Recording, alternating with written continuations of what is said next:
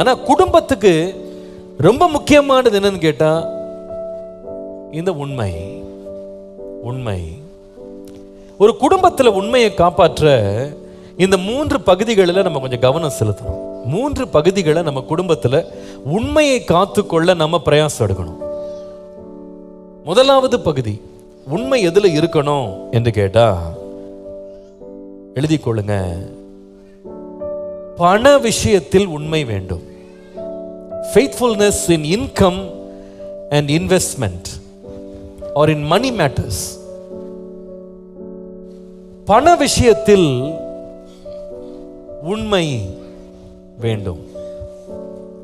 நீதிமொழிகள் 15:27, பொருள் ஆசைக்காரன் தன் வீட்டை கலைக்கிறான், பரிதானங்களை வெறுக்கிறவனோ பிழைப்பான். வீடு கலைக்கப்படணும்னா எங்க பிரச்சனை இருக்கும் அப்படின்னு கேட்டா, பணம் பொருளை எப்படி ஒருத்தங்க கையாளுறாங்களோ அதை பொறுத்துதான். பணத்துல உண்மை இல்லாதவங்க பொதுவா எதிலுமே உண்மையா இருக்க மாட்டாங்க. நீங்க வேணா கவனிச்சு பாருங்க, ஒரு மனுஷனுடைய உண்மையில்லாத வாழ்க்கைக்கு அதிகமாக துணை போகிறது பண விஷயம்தான்.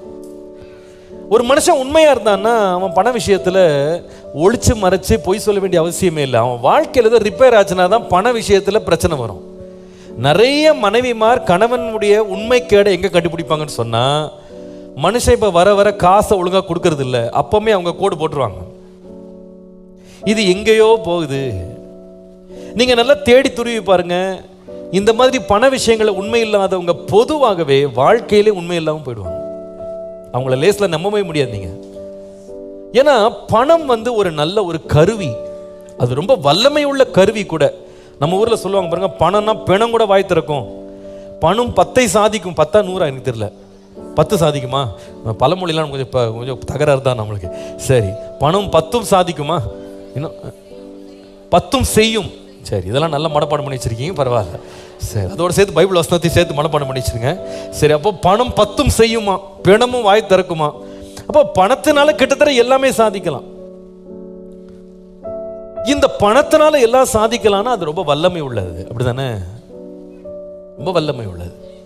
அந்த பணத்தை வச்சு ஒரு மனுஷன் கட்டவும் முடியும், அழிக்கவும் முடியும். ஒரு குடும்பத்தை கட்டுறதுக்கும் பணம் பயன்படும், ஒரு குடும்பத்தை அழிக்கிறதுக்கும் பணம் தான் ஆரம்பமாக மாறுகிறது. ஒரு மனுஷன் எதுல முதல்ல முக்கியத்துவத்தையும் உண்மையும் காத்துக்கொள்ளணும்னா பண விஷயங்கள். ஒருவேளை நீங்க சொல்லலாம், பாஸ்டர் பணம்லாம் சின்ன விஷயம் பாஸ்டர், பணம்லாம் ஒண்ணுமே இல்லை. ஆமா, சில வேளையில பாத்தீங்கன்னா பணம் சின்னதா கண்ணுக்கு தெரியலாம், ஆனா கொஞ்சத்துல நீங்க உண்மை இல்லைன்னா அதிகத்துல நீங்க உண்மையா இருக்கவே முடியாது. மறந்துடாதீங்க, அந்த கொஞ்ச பணத்துல அநித்தியமான உலக பொருட்கள்ல நீங்க உண்மையா இல்லைன்னு சொன்னா நீங்க எப்படி வார்த்தையில உண்மையா இருப்பீங்க? நீங்க எப்படி வாழ்க்கையில உண்மையா இருப்பீங்க? எப்படி நீங்க குடும்பத்துக்கு உண்மையா இருக்க முடியும்? நீங்க நிறைய பேரோட விழுகையை பாருங்களேன், அந்த உண்மை கேட்டுக்கு துணை போகும் பணத்தை அவங்க என்றைக்கு தங்க பக்கம் ஒதுக்க ஆரம்பிக்கிறாங்களோ அன்றைக்கே பிரச்சனைக்கு அவங்களுக்கு காரணம் அதிகமாக ஆரம்பிச்சிருதுன்றது உண்மை. நீங்க வேணா பிள்ளைகள் கூட பாருங்க, வாழ்க்கையில வலுவுற பிள்ளைங்களை நீங்க பாத்தீங்கன்னா அவங்க தங்களுடைய துன்மார்க்கமான வாழ்க்கை, பாவ வாழ்க்கை, தேவனுக்கு பிரியமில்லாத ஒளிஞ்ச மறைஞ்ச வாழ்க்கை அவங்க வாழ்க்கையில வந்துருச்சுனாலே எங்க இருந்தாவது அவன் பணத்தை ஒதுக்க ஆரம்பிப்பான். ஏன்னா பாவம் பெருகிறதுக்கு, துன்மார்க்கம் பெருகிறதுக்கு, அவங்க வாழ்க்கையில தேவனுக்கு பிரியமில்லாத உண்மைக்கேடான வாழ்க்கையை வாழ்றதுக்கு பணம் ரொம்ப அவசியம். உண்மையா இல்லையா? சில பேருக்கு பணம் இல்லைன்னா பொருள் ரொம்ப அவசியம். அதனாலதான் நீங்க பொதுவா பாத்தீங்கன்னா வழி விலகிற பிள்ளைங்க, அப்பா அம்மாவுக்கு தெரியாம திருட்டு வேலை பண்ற பிள்ளைங்கலாம் பாத்தீங்கன்னா வீட்டுல இருந்து பணம் திருட ஆரம்பிப்பாங்க.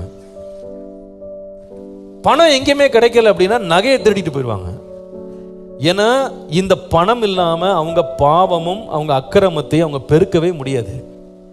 ஒரு கணவன் உண்மை இல்லாமல் போவாரானால் பண விஷயங்கள்ல அவர் கணக்கு வழக்கு சரியா இருக்காது. மனைவிக்கு அதே தான்.